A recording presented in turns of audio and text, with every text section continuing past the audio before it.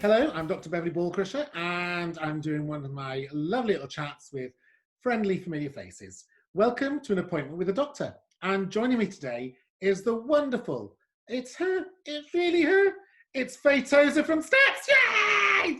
Hey! How you doing, Dr Bev? I'm very well, thank you. It's the law, isn't it? It's like Faye from Steps.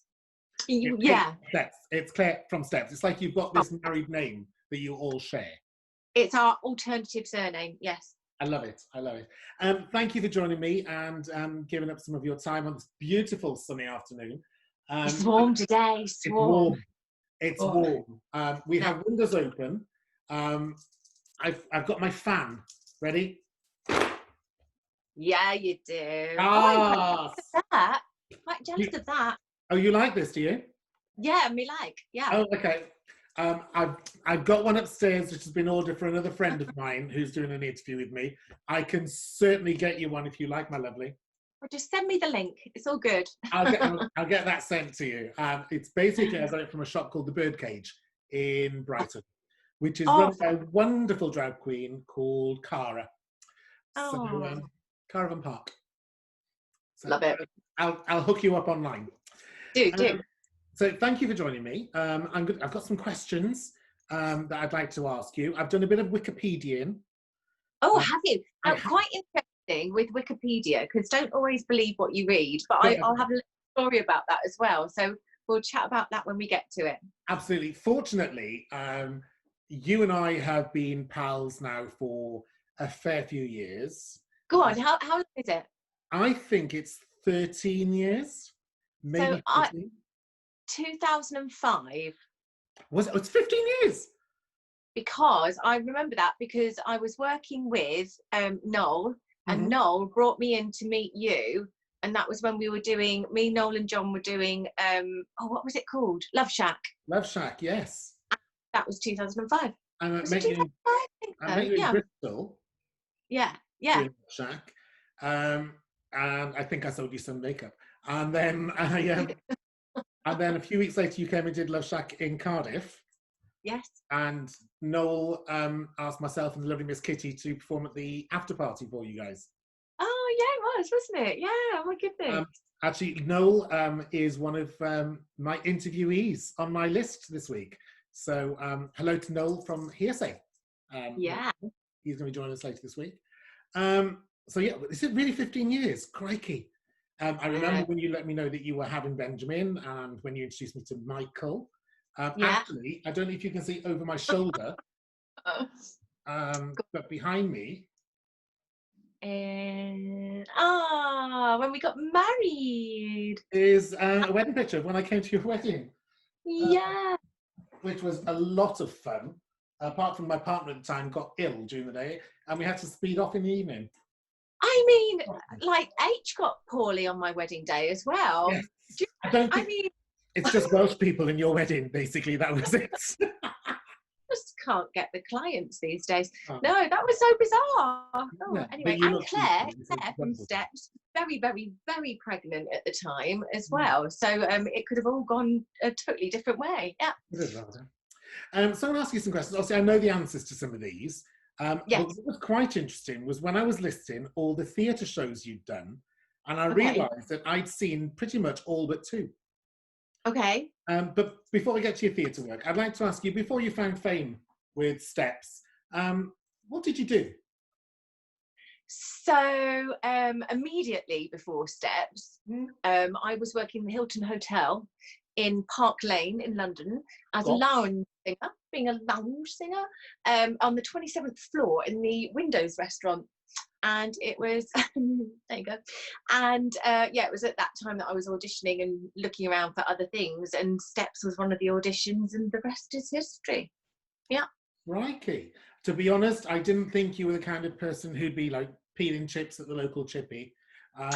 Although saying that, my first ever job, I worked at Whipsnade Zoo in the catering side of things, and I can do a mean whirly ice cream. Can you know? I will be testing this on my next visit to your house. You realise that? There you go. Yeah. My first job was peeling potatoes for a chip shop. Was it? Yes. Yeah. I mean, we had to do like pizza prep and making the baguettes for the day. You know, I'm not shy of getting my hands dirty. I got a girl, and a girl. No, well, that's brilliant. Thank you very much.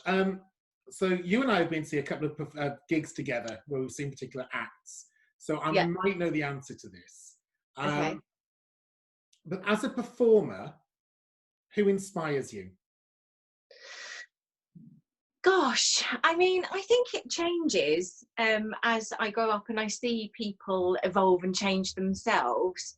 I mean, obviously, we went together to see Olivia Newton-John, didn't we? And, she was sort of quite a big inspiration, I think. Cyndi Lauper, Mm-hmm. a very big inspiration. I was lucky enough to work with her when I was 22. And who else? Oh, lots of people, really. Bette Midler, who we saw together as well.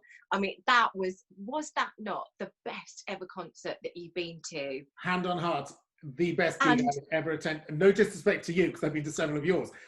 The best show I have ever been to in my life. I mean, she is showbiz, but she was so witty and so funny and so full of sass. And how amazing was it that we saw her outside and she just walked past with her security. I mean, and she was just this frail little lady. And we just stood there completely frozen to the spot. There she is, yeah. Who's that? Yeah. And the blooming security guard as well, saying, "Oh, yeah, it's Beth." Yeah, thought, not hiring you as security, mate. But there were four of us, and not one of us thought to get our phones out and ask for a photograph. Not one of us. But wasn't it a lovely moment? And I think it might have ruined that moment had we have attempted to make contact, if you see what I mean. Absolutely. So Beth, Olivia, Cyndi Lauper, and didn't you stay at Cyndi Lauper's house once? I did. So I worked with her for a week in her house. I'm not going to say where it is because I wasn't allowed to. In this beautiful, gorgeous house in the middle of the forest, and my room that I was staying in had like sheer dolls' dresses as like the window covering. I mean, it was so quirky. It was amazing. And you walked into her lounge area, her living area on the first floor, and the fireplace was up to the ceiling. It was just amazing. So quirky, just like her. Fabulous. So there's three people who inspire you as a performer. Who inspires you as a person? Mum and Dad. So Mum... not only because she's been going through stuff over the last couple of years with breast cancer and what have you, but she has always been somebody who said, follow your dreams. You know, as soon as we finished school, Mum was like, go out and see the world. And this is both me and my sister. You know, go out and do something, live your life, challenge yourself, go and be who you can be, because life is too short. And Dad, again, is, you know, they're doing people. He's got an answer for everything. He can make something out of nothing. He's super creative and positive and energetic. You know, I feel really, really blessed to have incredible parents who are so supportive. And they don't blow smoke. You know, they keep me well grounded. As soon as I go home, Mum's like, put the kettle on. Make us all a cup of tea, Twinkle, because you're home. And that was my role in the household, because I'm youngest sister, and that's what you do, and it's not changed. And they have totally inspired me as parents, you know, to be a good parent and to be a doing parent. And yeah, I think they're my biggest role models, and lucky me, and I'm so grateful. Yeah, your mum is she's a force, isn't she, your mum? She makes me laugh. She certainly is. Well, I know, and you're one of her adopted children as well. And yeah, I know that she's going to give her earrings to. Thanks very much, Dr Bev, just saying. I'm the third adopted daughter. It's fine. But they're all wonderful people. I'm going to park steps for a while, if that's all right. Yeah, okay. Because I think a lot of people over the years have asked you questions about steps, and we kind of know what you do and how you are with it. I'd like to ask you a little bit more about your theatre work. So yeah. I'm going to go through a list here that I can remember. So before you and I met, I saw you in Tell Me on a Sunday. Yes. which is no mean feat for any performer because you are on the stage for the entire play on your own. Yeah, Um, it's hour 45, I think, on your own. Yeah. that's a great one. Dial M for Murder, Oh Sword yeah. Jack, Tailor Yeah. Made Man, Over the Yeah. Rainbow, which I saw twice, Yeah. Rhinestone Cowboy, which you did with H and the lovely Yeah. Lynn Paul. Anything Goes? No. That's No. for all Me and my one. girl. Me Me and and my My girl. Girl. I don't know that was. Yeah. Obviously, everybody's talking about Jamie Yeah. and Singing in the Rain. There have been countless productions, and your theatre credit list is huge. Now, Tailor Made Man was one of my favourite pieces that you did. Yeah. And I was just disappointed that didn't get a bigger run and a larger audience. It was such a wonderful show. Yeah. It was a really special production, and we did it at the Arts Theatre in Leicester Square, and it was a beautiful show, and yeah, very proud to have played the very glamorous and and drunken Marianne Davis, and find out the history of all of that sort of stuff as well, because yeah, it was a beautiful story. Yes. I messaged you a couple of weeks ago about the Netflix show Hollywood. Yes. And I said they referenced the main characters from Tailor Made Man in the show. And I got very excited because I realized who they were. And I was like, oh, Yeah. I know that because of Faye. How random. Oh, there you go. So jumping forward, if you don't mind, to Everybody's Talking About Jamie. Yes. Which is one of the most joyous and uplifting shows I think I've ever seen in the West End. What was your favourite takeaway from that? So I was really excited to be a part of Jamie, because I thought it was a really important story that we should be talking about today, this generation. I thought it felt really empowering to be part of the cast and see everybody after the show, when they came to get their autographs and stuff back at the stage door. But I think not only were the cast absolutely incredible, but actually it was so inclusive backstage, because sometimes the message that you're sending on stage is all glamorous and lovely, but sometimes it doesn't read backstage, and sometimes the heart isn't there backstage. And I know that I'll always be welcomed with open arms by everybody at Jamie in London, and it was just a big sense of family and understanding and inclusivity, and it's just and I didn't know what the musical was going to be like before I auditioned for it. I went to see it the night before my audition, and I was overwhelmed and uplifted by the music because I wasn't expecting it to be like that at all. It's very poppy, but it's like it takes you on a massive roller coaster. You know, one minute you're high as a kite, and then you're like thrown to the floor with the reality of what you're dealing with, and just real life, you know. But the music is so beautiful, and the friendships and the relationships. It's just such a stunning piece, and I'm so happy that it's been able to run as long as it has. And obviously, I know who your favourite drag queen in the world is ever, Amen. However, you were able to work alongside literally household names now, people like Vinegar Strokes, Yeah. Bianca Del Rio. Bianca. Yeah. How was it working with Bianca? Do you know what? I feel so lucky. Bianca's one of my good friends now, and I didn't know a lot about Bianca before the show, and I went and did my research, as you do. I think I missed out a little bit on RuPaul's Drag Race because I think we've been touring, we've been doing stuff, and it was actually H who flagged up and said, we've got to watch RuPaul's Drag Race, and I'd seen bits and pieces, but as I was going through, I hadn't gotten to season 6 yet, and then found out I was working with Bianca, and we went into the show together. So we had 2 weeks rehearsals. We were working different rooms, but then we'd get together to learn the choreography and the finale and stuff on stage, and then we just hung out and go and do lunch or go to the shops or whatever and just have a little bit of time together, and then maybe a few drinks after the show.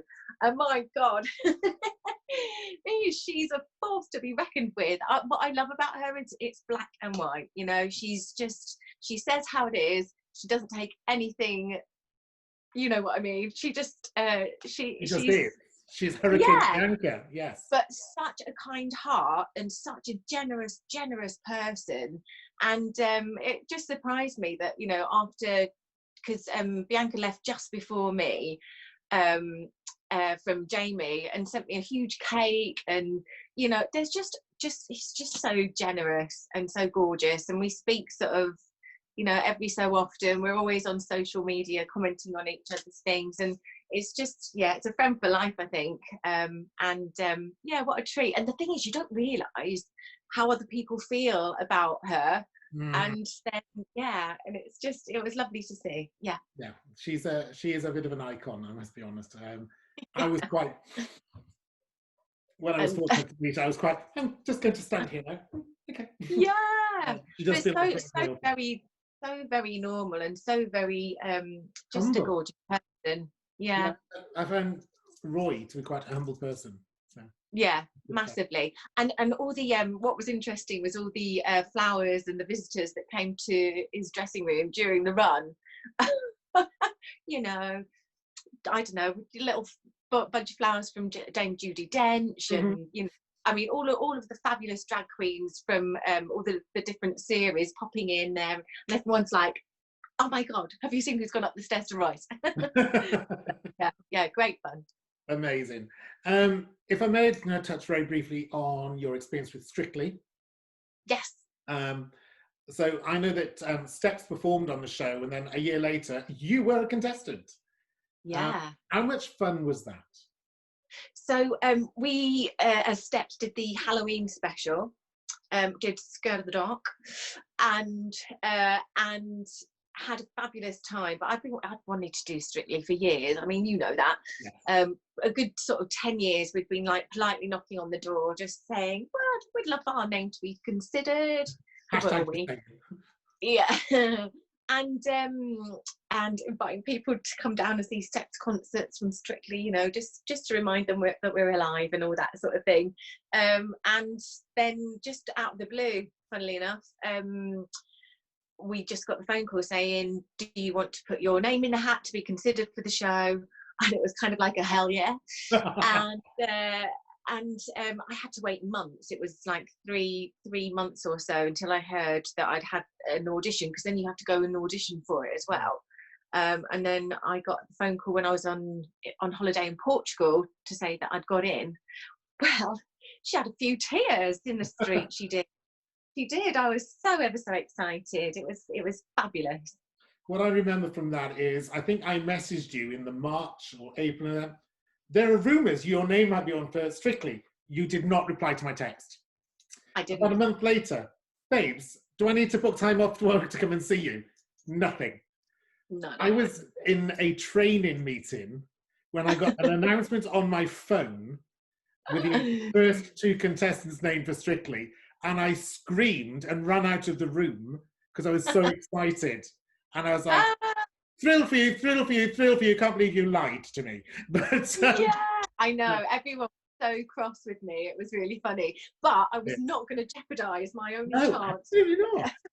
Brilliant. I was and just let that be known that I'm good at keeping secrets. Just very good. Absolutely very good. Whilst we're on the subject of Strictly, I mentioned I've got some audience questions. Yes. So I have a question from Dan in Holyhead. Yes. He'd like to know 2 different things. One, how much input did you have on choosing the songs that you performed to?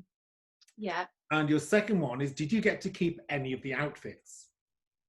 So they have your sort of chief choreographer and the executive producers and all these sorts of things. So they give the music suggestions, and then your dance partner, your pro, we'll discuss it with them, and then they'll come to you, and then if it doesn't fit, or you really really don't like the song, or your partner thinks that there's something better, you do have you are allowed to discuss it and maybe get a different choice.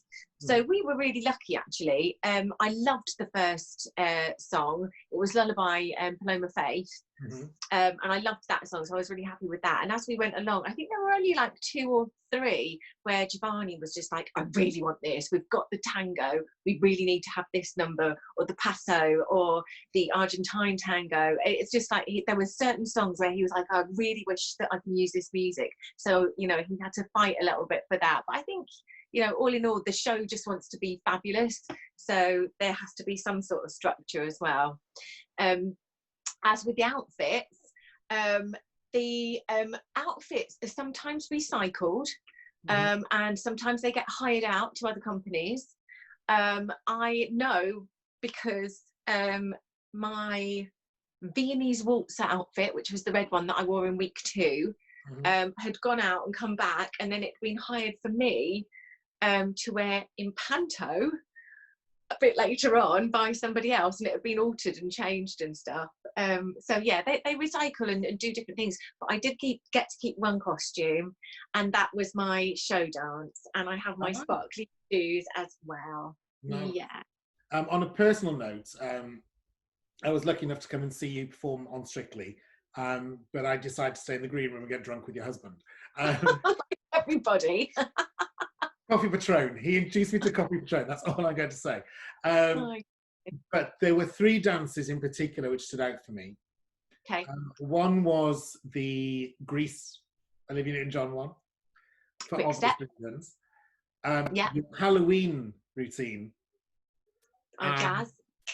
Obviously, Lonely Goat Herd. Which was your favourite routine that you did? So, I think I was really, really proud of the Theatre Jazz, because it was the first time they'd done couples choice on Strictly, and it was a big gamble because you didn't know whether people would be happy with you doing something that wasn't strictly ballroom. So it was a big chance for us to take, and I think because it was so different and we kind of went that extra mile with it, I think people really enjoyed it. So that was a big sort of feat for me. And then I was desperate to do an Argentine tango, just because it's one of those things that's, you know, I'd never have the chance ever to do that in the world ever again. Yeah. And then our Charleston, the Lonely Goat Herd, was just so crazy and so kooky. It was, and I thoroughly enjoyed it. But actually, the lifts and all the extra, like the complicated bits where we were up in the air, were really scary. And as a 14-year-old, it was just so weird to go, oh yeah, we'll just try a little somersault, shall we? Oh yeah, don't worry, I'll swing like round between your legs. And I bumped my head a few times, which gave me the fear. And there were lots, I mean, it was just such a big challenge, but it was brilliant. Would you like to go back and do one of the specials? Oh yeah, absolutely. Yeah, I'd love to. I think it's such an exciting program to be part of, and just a chance to have one little revisit would be lovely. I'm going to go back to one of our other audience questions, if I may, and this is from Grant in Manchester. If you were to get or receive a English Heritage blue plaque on the side of your home, where would you have it? In which home or building, and why? So that's an interesting question, isn't it?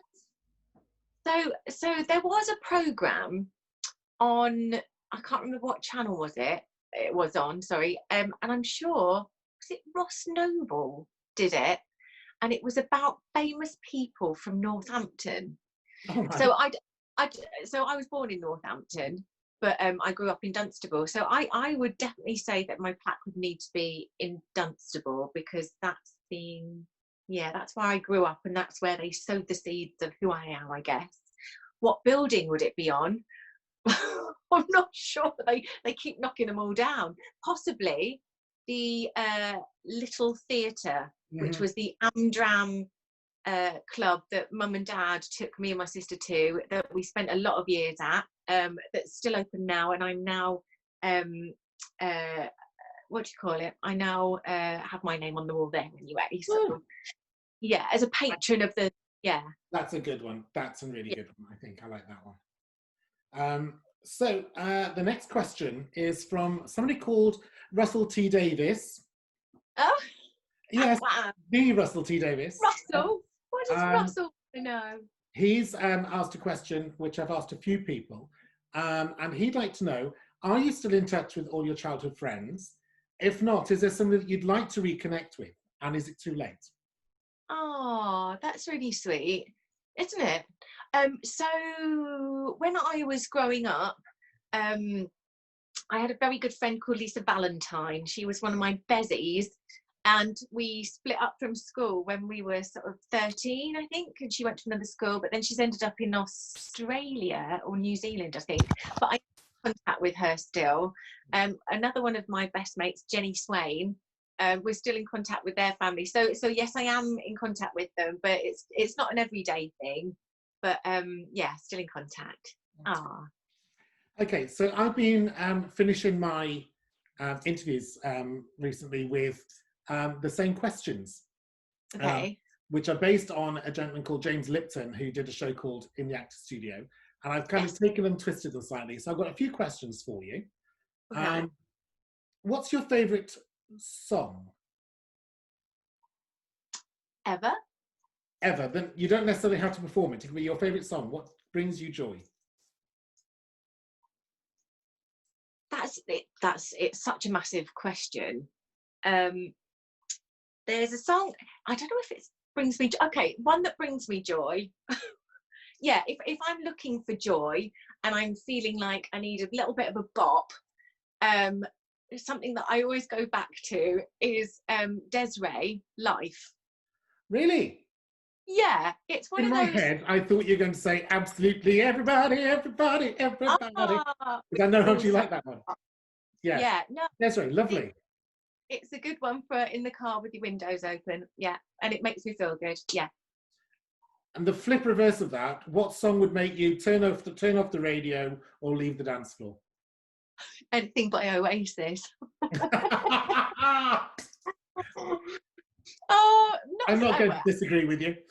Well, I mean, I've actually heard lots of remixes of different. I mean, they were brilliant songs. I just probably don't like the way they're sung. Maybe. I'm going to get absolutely trolled for that. Oh, it's okay. People are entitled. If we all like the same thing, life would be very dull.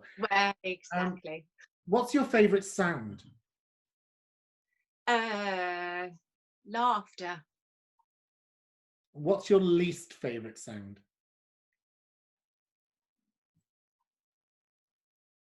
Oh, that's really hard. Least favourite sound. Nails on a chalkboard. Okay, that's cool. That's good. Oh no, polystyrene. Oh. Yeah, that's better. What job, other than the one you currently have, would you like to try? I always wanted to try wig making. Oh, fabulous. I'll send you some in the post. Thanks, darling. I love that. That's what I wanted to do. That's what I wanted to do for my work experience when I was still at school, and I ended up in a hairdresser's. There you go. Babes, I'll happily put some in the post to you, see what you can do with them. What's your favourite treat? Little Ferrero Rocher, babe. Nice. You know, simple things. And your final official question here. If heaven exists, what would you like God to say to you when you arrive at the pearly gates? Good job done. That's wonderful. Before I ask you your final question, I asked you when I messaged you if there's a question you'd like to ask me. Now is the time. Okay, so having us all been down in lockdown and what have you, what is the thing that you have done or been doing or noticed that you would like to take from this time into the future and when we get out of lockdown? To cherish my friends and family more. Yeah. being away from people, you know, I'm a hugger. I'm a very tactile person, and I have so missed being able to give my friends a hug. When we were able to meet socially distancing, you know, I saw my friend Nathan came around, and he knocked on the door, walked to the end of the path, and all I wanted to do after not seeing him for 9 weeks was hug him. That was the hardest thing. Cherish my family and friends. My uncle passed away, and I wasn't able to go to the funeral. Things like that. I would say it's a little thing. It's not being able to reach out and physically hold someone's hand has been challenging. So Zoom, brilliant. You know, I will say the greatest things come out of lockdown are Netflix box sets, and you know, Tiger King, wow, and Zoom, greatest things. But I'm missing the physical interaction with my friends. I can't wait to be able to sit in a pub garden with my friends and just reach out and hold their hands. Yeah, people need people. Yes, so I think the best thing to come out of this is appreciating people. I have one more question for you, but it's not coming from me. I've been helped very ably behind the scenes today by my friend Lee. I don't think he wants to come on camera because you know, he hasn't bothered doing his hair. So I'm going to ask him to speak very clearly. He's going to ask you a question, if that's all right. So Lee. Hey, go for it. Hello. So, question is, you as an artist, as Faye Tozer and Steps, who would you most likely to collaborate with, i.e. producer or act artist? Oh my goodness. Okay, so how cool would it be for Steps or to do like a Calvin Harris summer mix of something? That would be super cool. Yeah, that would be a dream. Yeah, probably never going to happen, but you know. I believe that's called a correct answer. We're going to almost leave it there. Faye, I know there's a new album in the pipeline, and at this moment in time, you should have been on tour. What's next for you and the team? So until we get our instructions from the government that we're all allowed to go out and do, I mean, it's tough for everyone in the entertainment industry because we're not allowed to get people together in rooms and spaces and entertain them like that. So we're kind of having to play it by ear. But as soon as we're allowed to, we're going to be shouting from the rooftops what our next plan is for the next year. So we're just having to be really patient and bite our tongues and keep positive. So we'll announce as soon as we can. Faye, all that remains is we say thank you very much for joining me today on today's appointment with the doctor. We'll chat again offline. It's been wonderful seeing your face. In the meantime, thank you all very much. And folks, I hope to see you again very soon. But for now, cheerio, stay safe.